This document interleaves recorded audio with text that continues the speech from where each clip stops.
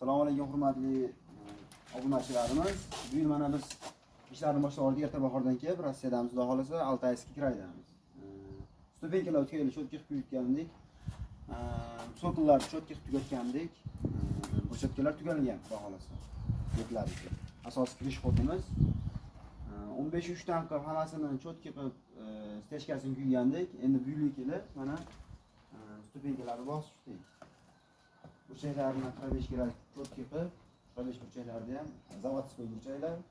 Kelaga chiqqanda teradagi qismi bu yerda veranda bo'ladi. Veranda hisobiga bu yerga kovrik yasadik.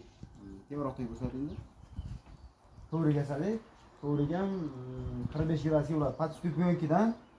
Patstupenkadan qilganmiz buni atrofini kovrigini. Endi uning ichidan xudo xolasa 45 kerak teramiz.